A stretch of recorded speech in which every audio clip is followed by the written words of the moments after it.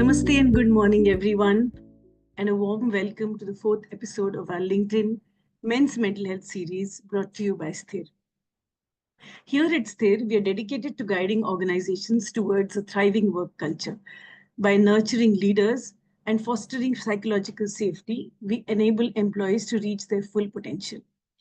Drawing on over 1,000+ years of collective expertise, we navigate the complexities of human behavior to create a workplace where everyone thrives. Today's episode of our Men's Mental Health series is a conversation that we need to have.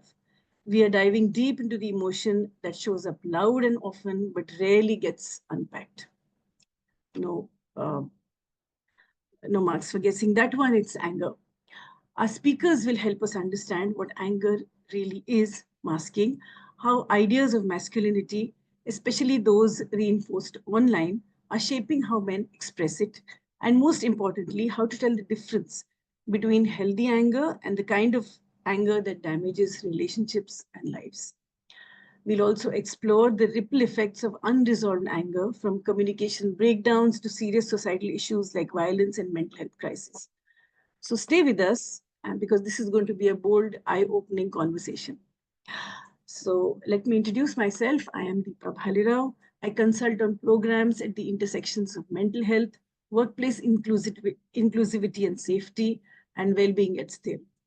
Over time, I have worn many hats as a faculty member, school counselor, program manager, expert counselor in the subject areas of POSH and DEIB.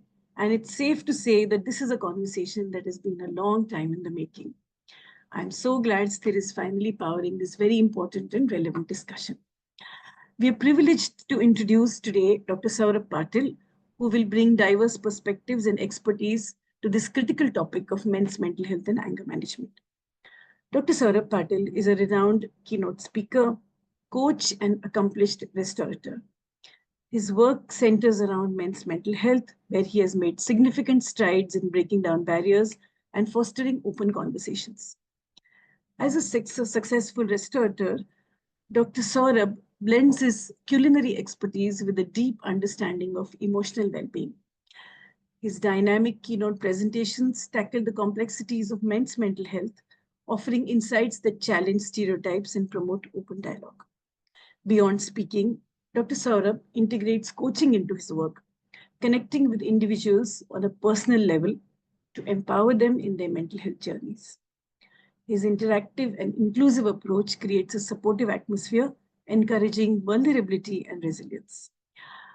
Dr. Saurabh's contributions are transformative, advocating for a compassionate and holistic understanding of mental health. So join us in celebrating his impactful work and commitment to positive change in men's mental health. In conversation with Dr. Saurabh Patil, we have our own Vedant Naik, our host for today.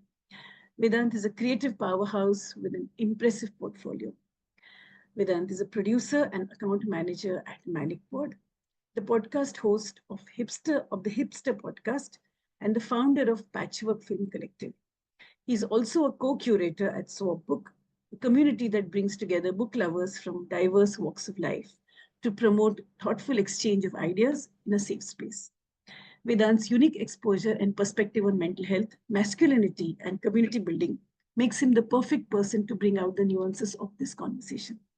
Together, they will uncover how patriarchal norms shape men's mental health and discuss actionable ways to break free from these big burdens. Let's get started with what promises to be an enlightening and transformative discussion. So over to you, Vedant. Thanks, Deepa. Thank you for that beautiful introduction. So without further ado, let's get started. Dr. Saurabh, am I audible to you? Just quickly, just checking that. Yeah. Just loud and clear. Brilliant. So this is, of course, a conversation about anger, particularly when it comes to men's mental health. So I want to start with what I guess is a very obvious question, which is that when it comes to anger being displayed, particularly by men, it's usually as a mask or as a cover to another underlying emotion like depression, frustration, sadness, what have you.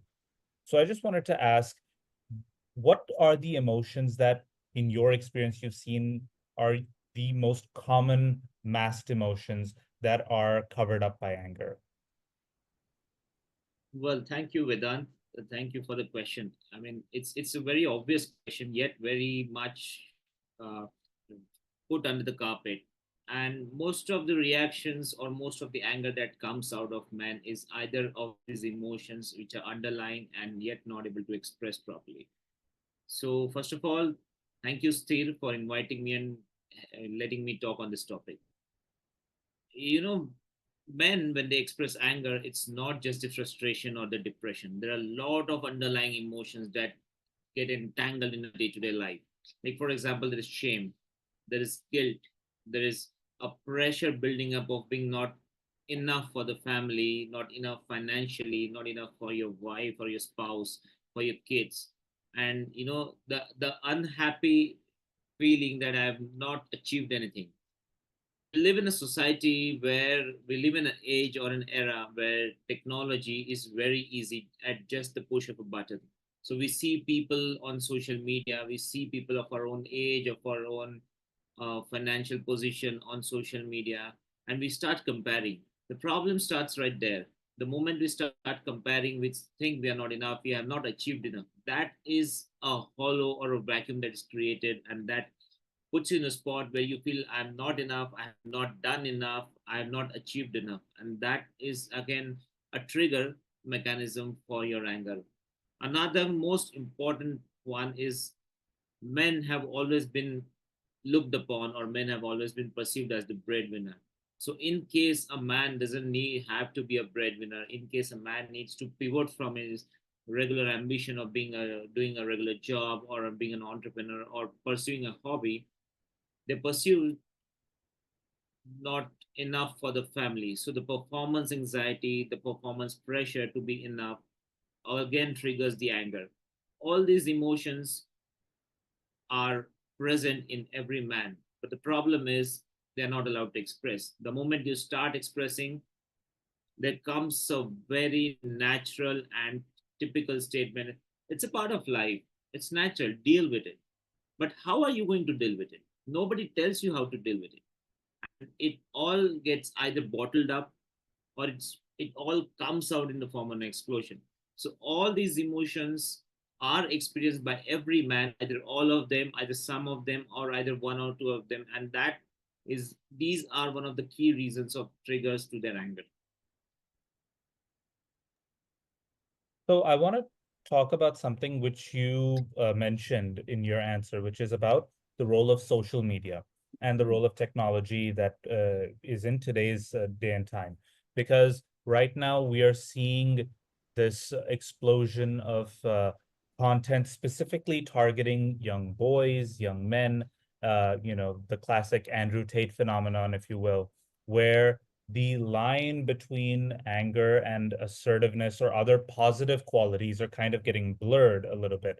And I just wanted to know, what can we do about this kind of phenomenon that's happening through social media? Because I don't think that barring young boys and men from technology or social media is a very feasible solution. So how can we encourage a more healthy relationship and at the same time shield them from content that leads to very toxic, unhealthy displays of anger? Absolutely. The biggest toxicity today lies, with this social media. We have, as I said, we have technology at just the push of a button. Everybody is consuming a lot of data. The problem is we are not acting, but we are consuming too much. You need a break, you scroll down the social media. You are stressed, you scroll down this social media. You have nothing to do, you scroll down this social media. You want to learn something new, you find something online.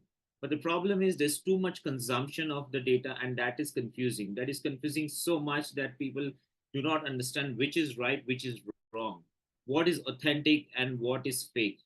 So that is the reason boys, men, even men from the age of 30 to 45, 50 get confused, look for guidance. They need guidance.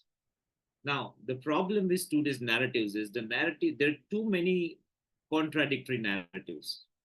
One says alpha male, be an alpha male is strong, but the problem is that there is a lot of myth around alpha male.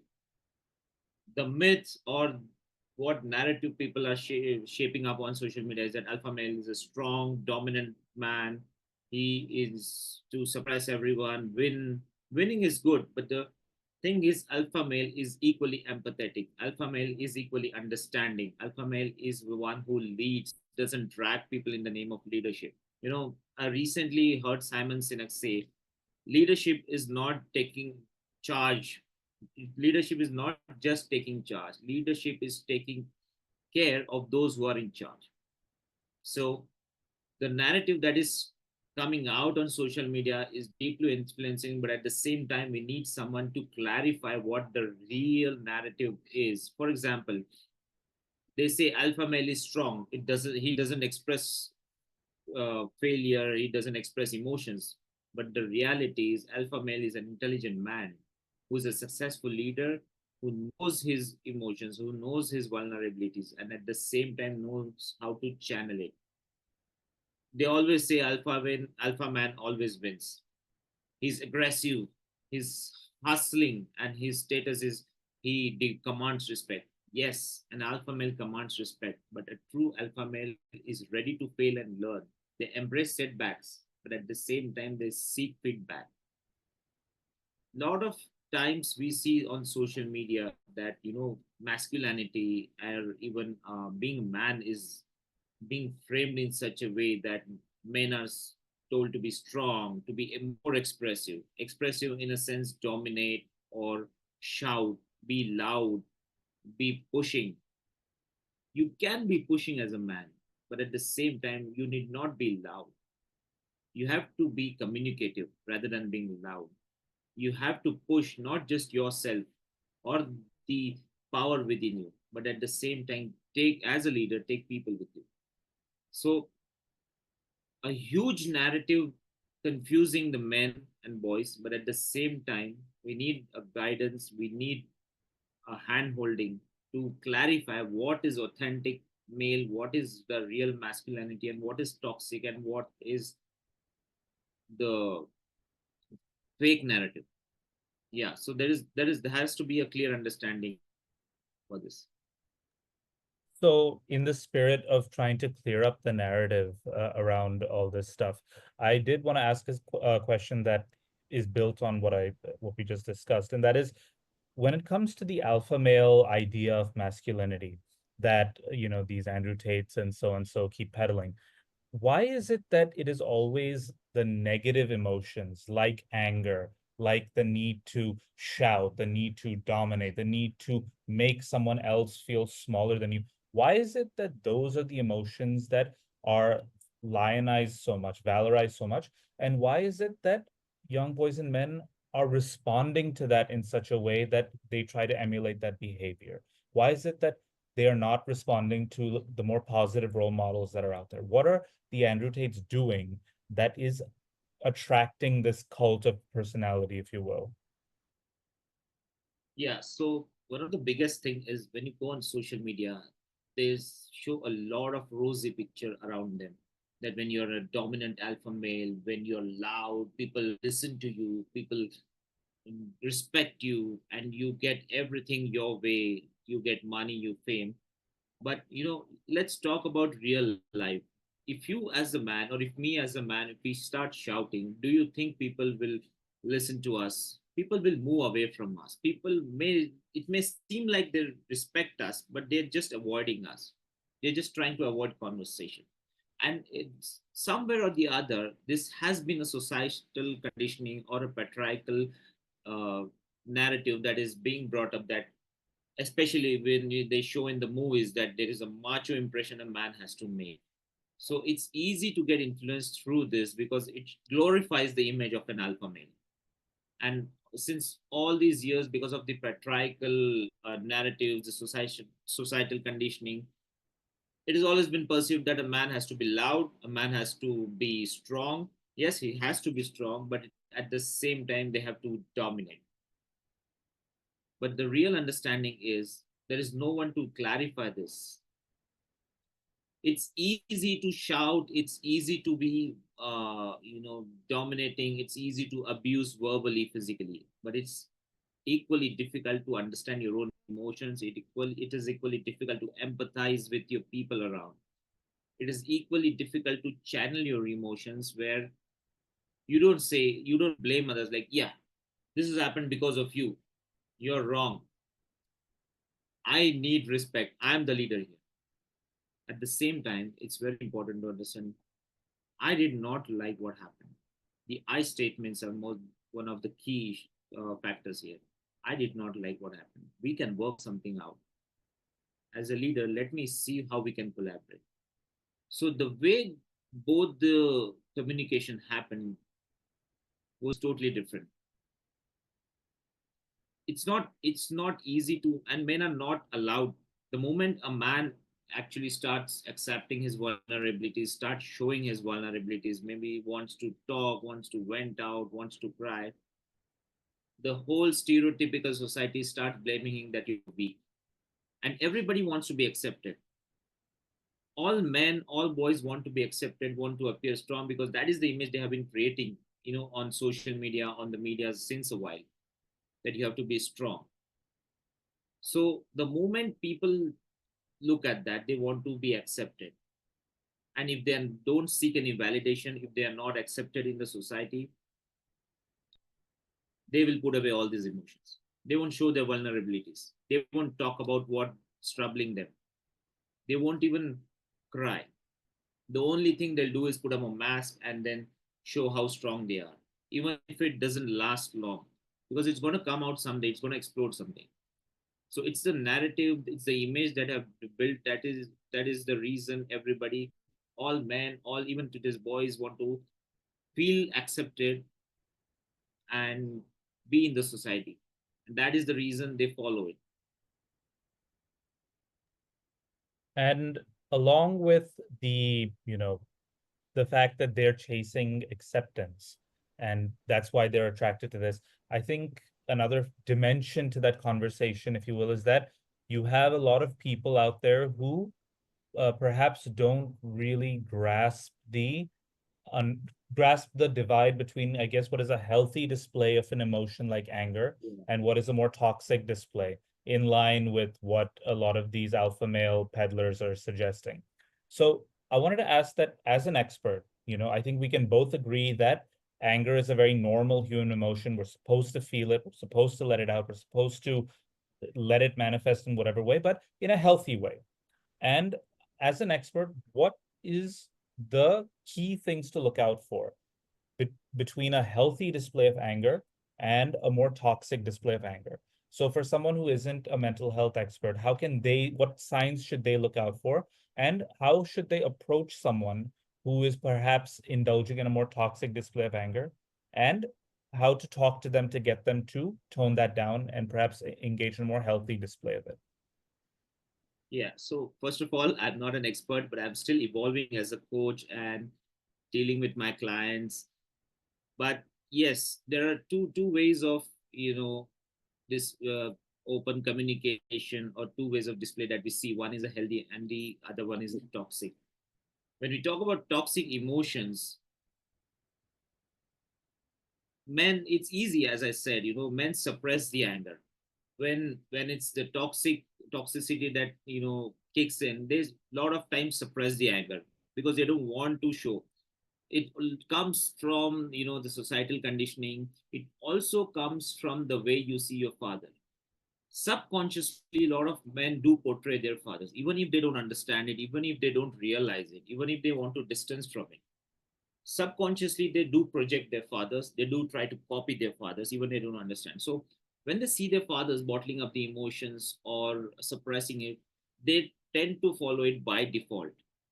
And in some cases where a lot of boys have seen their fathers get angry, shout, throw things around, abuse, especially after having been drunk, they do the same. They follow suit because, again, they're following their fathers. So that's, again, a toxic way of actually letting anger use you. I always use these words, anger use you. If you don't channel your anger, you will let anger use you. On the other hand, when you're talking about healthy expression of anger, it's communicating calmly. You need to pause. But the moment you realize you are getting triggered, you need to pause. You need to stop and talk to yourself that, am I getting triggered? What is the reason I'm getting triggered? Is this the way I should be communicating? So the healthy expression of anger is you communicate in the calm way, find calm in chaos. Be more assertive than aggressive. Like I just said a few minutes back, when you don't like something, you don't say, this is because of you. You do shouldn't have done it. You're always doing this. Instead of that, you say, I didn't like what happened. We can work something around. So the responses have to be calculative. The responses have to be with a clarity of thought. And the clarity will only come when you have a clarity in your head. Another thing is boundaries. In toxicity, the boundaries are not respected. There is a blurred line and then you cross the boundaries. A lot of men who cannot say no, they let people cross the boundaries, they let people walk all over them. And that is when the real problem starts. Whereas in a healthy expression, you tend to keep boundaries. You learn to say no, you learn to express properly that this is my boundary, this is what I can do, this is what I cannot do. It may seem difficult to address to a person who has never heard no, but that's the right way, and that's where it has to stop. If you let it cross, if you let it cross your boundaries, if you let it come to you, if you let that thing walk all over you, it's done, it's damaged. Another thing is like masking all the emotions, feeling guilty, stress, work stress, relationship stress, peer pressure from your family, get married, have kids, I mean, achieve in your work, get promotion. All this is good. It's all part of life. You should do that. But don't let the pressure get onto you. Try to chalk out a plan. Try to resolve the issues on how I can achieve this. Try to work out on your emotions with a mutual understanding with the people around. And the most important thing here is the toxic way of expressing an anger or any emotion in a man is they either start throwing things, they either start abusing their spouses or people in the house verbally, physically, which has led to a lot of domestic violence. And then there is a lot of substance abuse. When you know you cannot express the anger in the right way, but it's getting bottled up inside, you go have a drink with your peer, you slosh yourself, and that is when the pent up anger comes. So instead of that, see someone, try to talk, try to write down what you are feeling, maybe have talk to a coach. So there is a huge difference, and the the way you choose, the path you choose, actually gives you clarity and gives you the right way out of it. So something that you said really kind of stuck with me, and that is this idea of boundaries, keeping Yeah, boundaries, yeah, healthy boundaries that can ensure uh, a you could it can ensure an emotional state where you're not getting angry all the time because you feel you're in a state where you respect other people respect you kind of thing. Um, so my question to you as a coach, how does one go about doing that? Because I have friends and I myself have had this issue where when you've had your whole life where you've not been able to set up those boundaries. You've had family, you've had friends, you've had teachers, peers. They have all kind of come in and expected to, be able to have access to you without any kind of boundary. And when you try to set those boundaries up, these people suddenly are like, what is this behavior that is coming from you? This is you've never established this kind of thing with us before.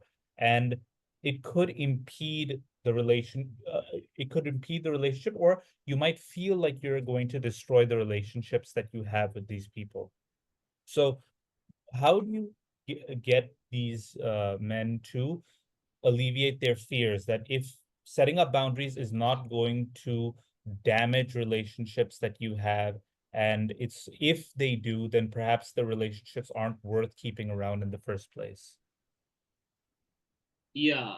So practically, Vedant, let me tell you, first of all, as a kid, it's very difficult to understand what boundaries are, and it's very difficult to say no or draw the lines for your boundaries. We learn as we grow up as a man. Now, when we talk about boundaries, there are a lot of boundaries around you as a man, which are in your office, professional settings, or even your personal settings, or even your relationships.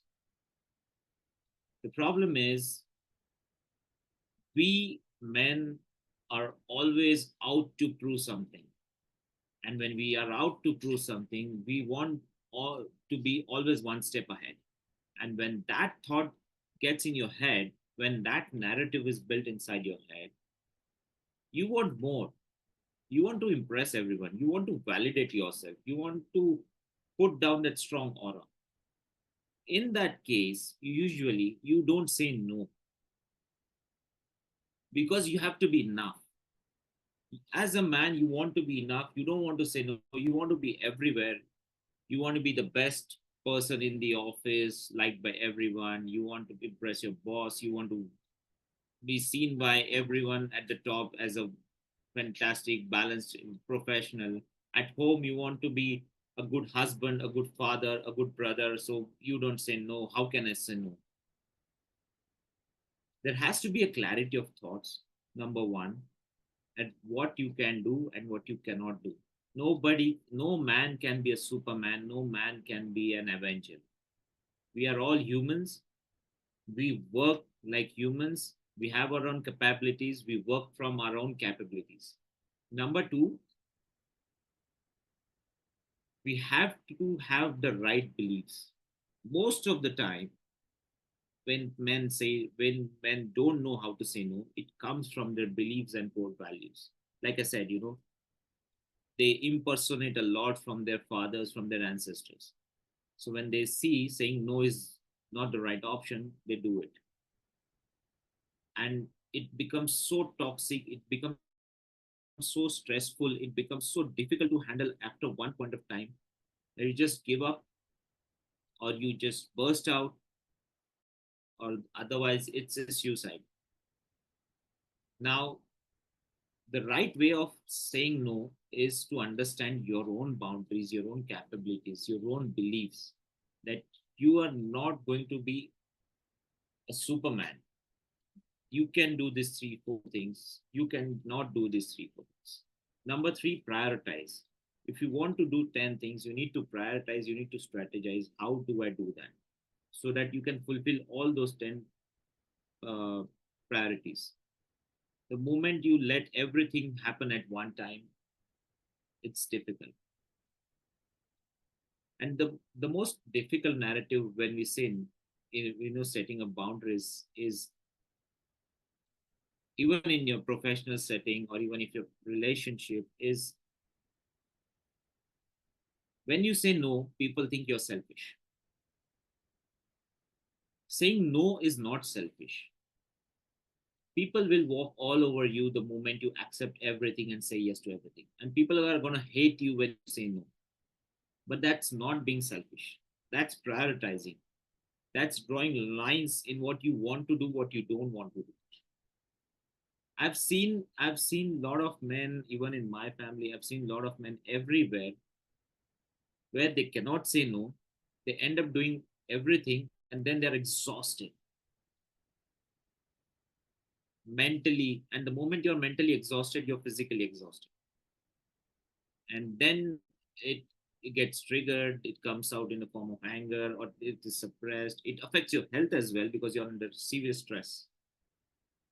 So, understanding your priorities, working on your core beliefs and values, and knowing what your capabilities are actually the way to draw boundaries, say no when you feel you cannot do this. So I kind of want to build on that with a follow-up question, and this is kind of, I think, unique to India, since we are talking about mental health with men in India specifically, and that is that we live in a society where, the men are expected to be the Superman that you mentioned. And, we're supposed to put literally everybody's sort of desires, peace of mind, what I cannot tell you, even in my personal life that, I've heard that I've had to make a decision that might affect me negatively because, or might, something that I don't want to do because it's for a parent's peace of mind, or it's for a friend's peace of mind, or it's for, someone else's peace of mind. And eventually, I think, men do kind of wind up asking, what about my peace of mind? When do I get to worry about my peace of mind? So how would you go about talking about prioritizing emotions and setting boundaries, especially in a society like India, where, the very act of prioritizing yourself and setting up boundaries is almost a taboo, even in today's modern society? Yes, yeah, it is. It is. In fact, you know what they say.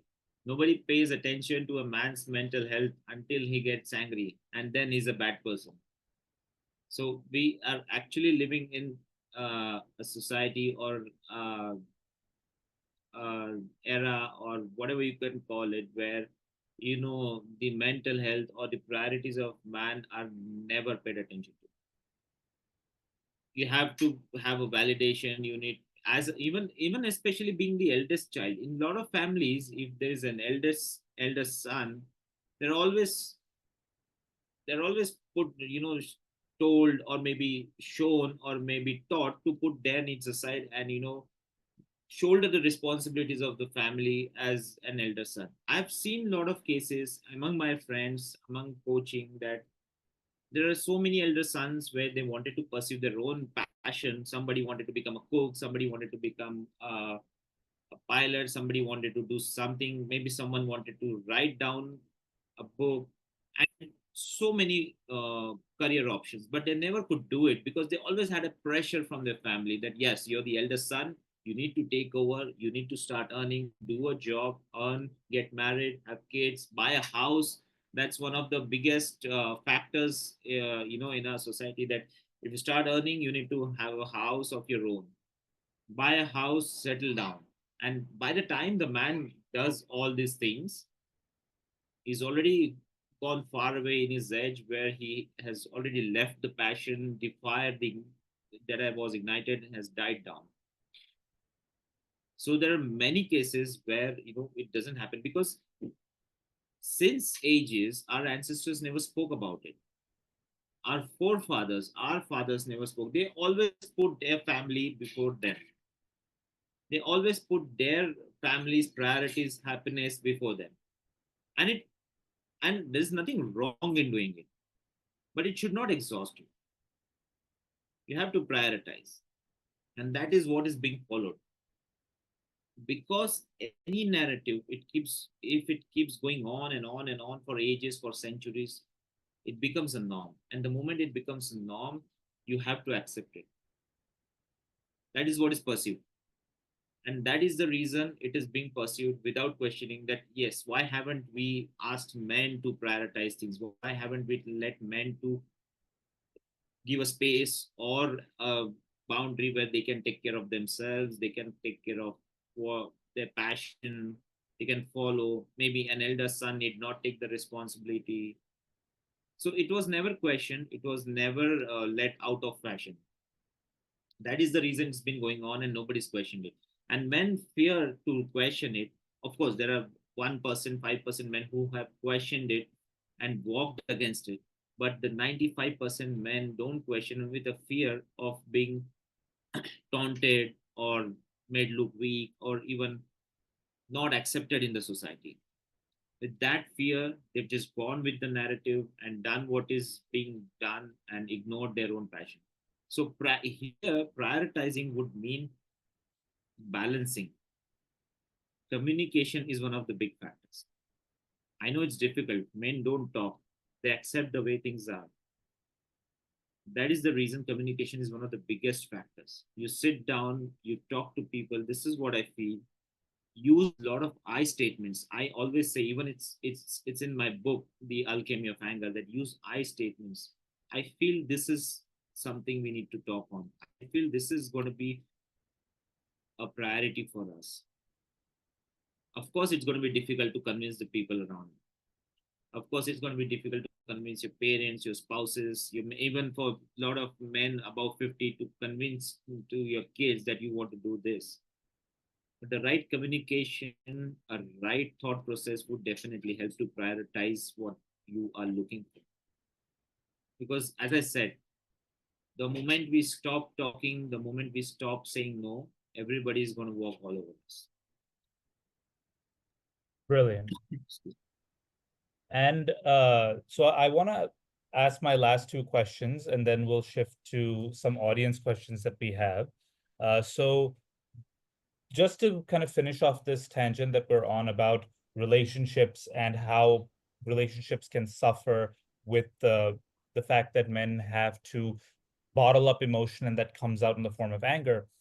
How can men uh, how can men, and not only men but families and friends and everybody, what tactics would you recommend to them to be able to speak to a man who is possibly, in that phase of expressing anger, and especially with a spouse, if a man gets angry and he starts to throw things, or possibly pose a danger to his spouse and his children, what are the things that you would recommend that a spouse does in that situation?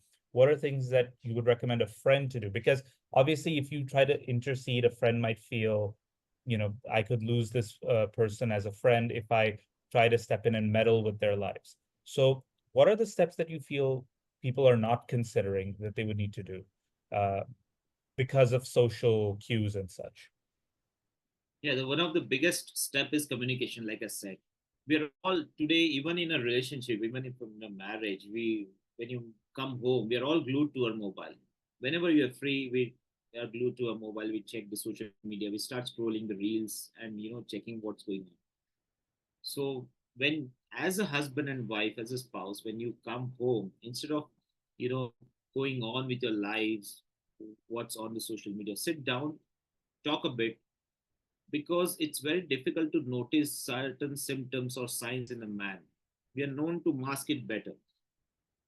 So, any man who comes home after work or is with a family, nobody will ask him, how are you feeling? And even if they ask, that person is going to say, oh, yeah, I'm fine, I'm good. But only that person knows what emotions are getting bottled up inside him. So, instead of asking, how are you feeling? Maybe you can talk about this stuff. Maybe you can talk about how the day went, what bothered them, what could not bother, what did not bother, what went well. So the right communication, we have lost the touch of communication because of tech. Nobody speaks to, even if there's a family that goes out, everybody's on their phone. So instead of that, speak to each other, get to know each other. Communication is the biggest factor that can resolve a lot of issues. But we communicate through WhatsApp, we communicate through social media. Instead of that, sit, because there are so many cues that you see in a man or in any person, man, woman, as a human, you see so many cues in the other person the moment you start talking to them face to face. And then you realize something is, that's step number one. Step number two, check and see what are the, oh, sorry, I'm sorry. Check and see what are the actual physical or health issues the man is facing. See, when you come home, when you're in your routine, you may not work out, you may work out, you may not eat properly, you may eat properly. There are a lot of signs in your physical self that are visibly showing that you're under stress. Like you put on weight, there is a stress that can be seen on your face, and there are a lot of other factors like tiredness, fatigue, loss of hair, loss of appetite. So there are many signs which you notice in a man. It shows he's clearly in stress. So try to notice those changes. Talk to him.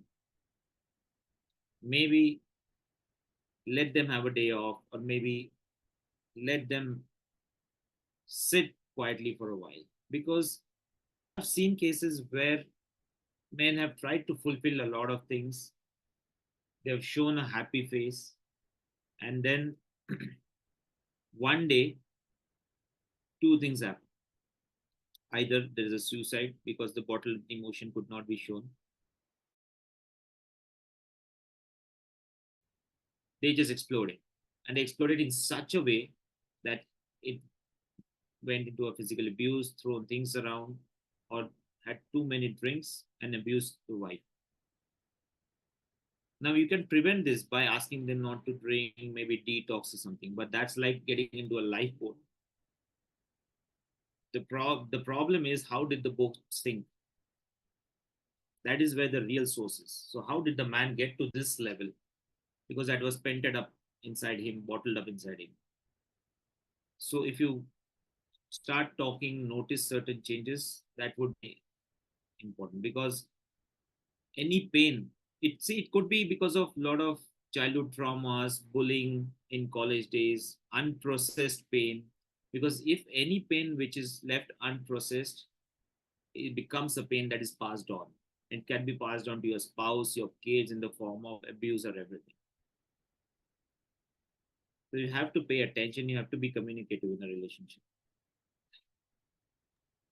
So I want to finish with one last question, and it was going to be about, things that we could do to, prevent anger in men leading to things like domestic violence, sexual assault, all these things. But I think we've kind of discussed that during the length of our conversation.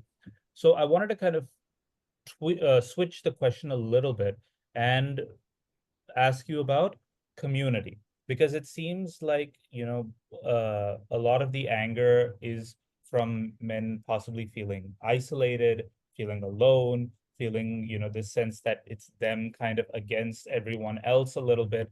And there has been a bit of study done on the subject of how we live in a time where those communities that existed, clubs, going golfing with your friends, or meeting up for a drink afterwards, those kind of group activities amongst men, that doesn't seem to be a thing anymore. And a lot of it is down to, the fact that work schedules have just gone out the window. Work from home is now all over the place. And, their men are expected to give their time 24 hours. This much of time is for your boss, this much of time is for your family, this much of time is for your kids. And very little time is dedicated towards your a man's friends and for himself. Do you feel that we need to start encouraging men more to start building those communities, like going golfing with friends, going on a hike with friends, going camping, doing this, that, and the other? Because at least it's a space where they can be themselves a little bit, and it allows them to expel whatever bottled up emotions they have in a more healthy way, and so that it isn't passed on to anybody that it shouldn't be. Yeah, yeah, absolutely, absolutely. Man, I mean, not just a man, humans were always a social animal since the day they came in on this earth. And the social thing has become online now. There's no more physical socialness, or there's no face-to-face meeting. So, and we have all, everybody has compartmentalized the time or the day for men. This is the time, just like you said, Vedant, this is the time for your office, this is the time for your kids, this is the time for your profession, this is the time that you need to do all these things. But there is no space or even a small minuscule opportunity where a man can have his own space with his friends and all. And we are slowly losing that, unfortunately. But it's, you rightly pointed out, it's very important that we have, because you thrive in a community, you thrive in the like-minded people, you thrive in a space where the proximity of people who think like you, who inspire you, admire you, can influence you, because that is what will make you happy as a man.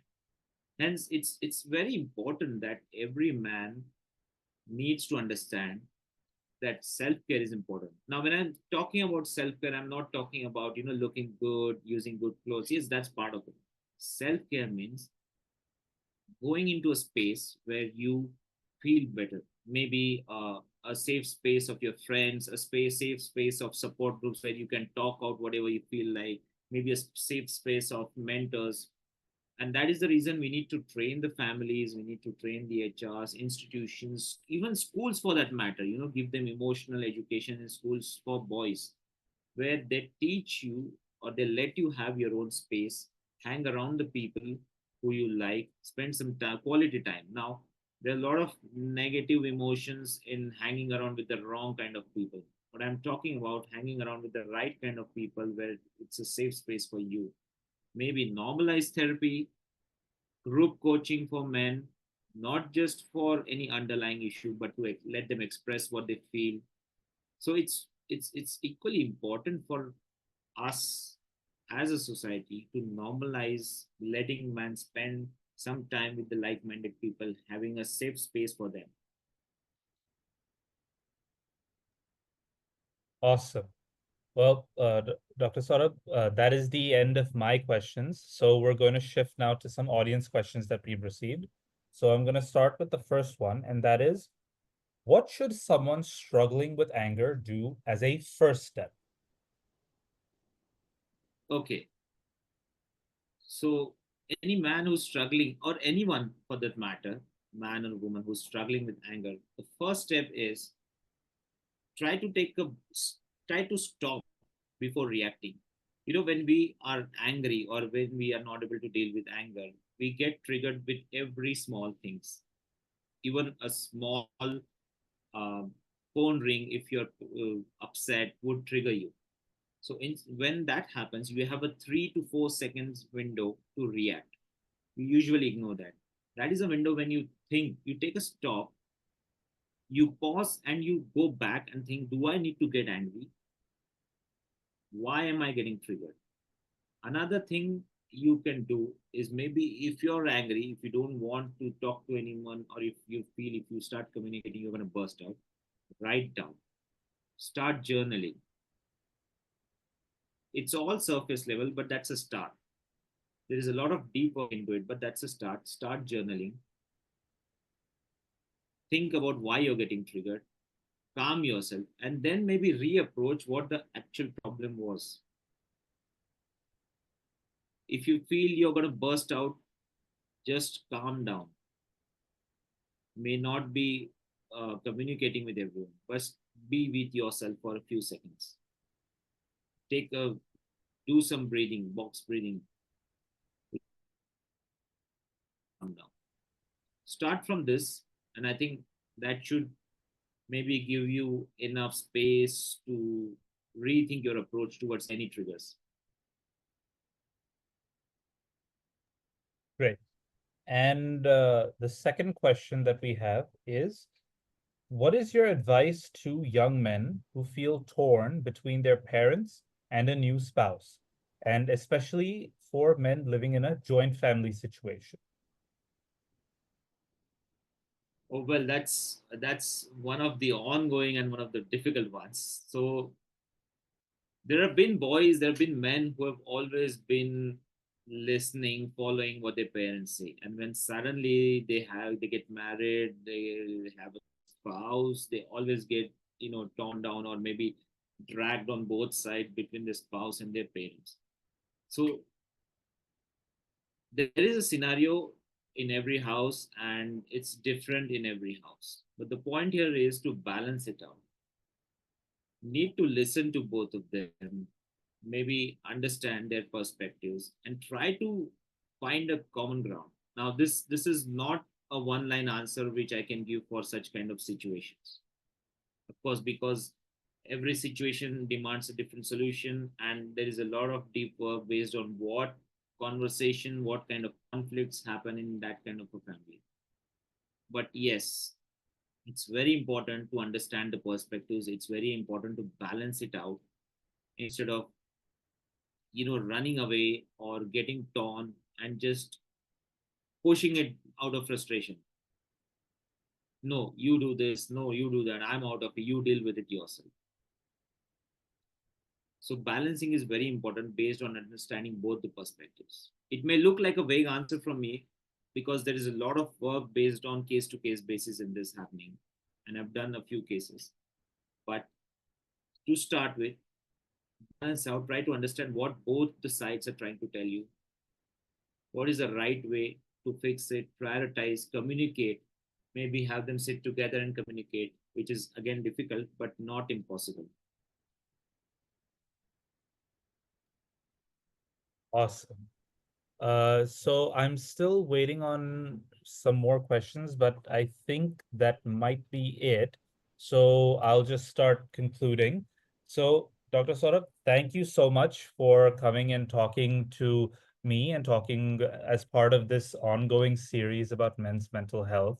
I think it is incredibly crucial that we discuss these kinds of issues, and especially when it comes to an emotion like anger, because of how toxic and how dangerous it can be for the people around men, because we've probably heard stories about a friend or a parent or a parent of a friend who has done something violent. So I think these kinds of conversations are incredibly important. So thank you so much for giving your time today and sharing your insight and your knowledge with us. Thank you so much, Vedant and Team Steve, for inviting me and giving me an opportunity to speak and express my views. I can't help but, pitch in here. It's been a delight to listen to two men speaking about mental health issues and addressing something like anger, which is actually the elephant in the room everywhere one goes. I have to say this, having grown up in traditional families, anger used to be worn like some kind of crown, and we were told. I'm sure it's true for many of us that we were told to be afraid of a certain uncle or a grandfather or somebody's anger, and we learned to kind of navigate life away from them. Sadly, we never realized till much later that it's the person whose anger we were supposed to be afraid of is the one who actually needed help. Maybe anger was a cry for help, which they never got. And then it became institutionalized. And then the younger people just took on from there. And because it's just passing on the baton of what is wrong. So what it was a very beautiful conversation today. And it was indeed heartwarming because sometimes one is left at a loss as to what to do because things are so normal and regular and accepted just because they've been happening forever. So, in today's day and age, I think the younger men are speaking up. Thankfully, they're also owning up to certain things which I don't think the previous generations haven't had the time or the capability to reflect. But I'm glad that this change is happening. And I'm so grateful to both of you for having this very, very crucial conversation and that too on a Sunday afternoon. Thank you. Thanks, Deepa. And before we leave, I think we should mention also that Dr. Saurabh has a book that's coming out as well. So Yes, if we could let Dr. Saurabh share a little bit about his book, what it's about, and when it's being released and where we can find it. yes, Yeah, please. so thank you so much, guys.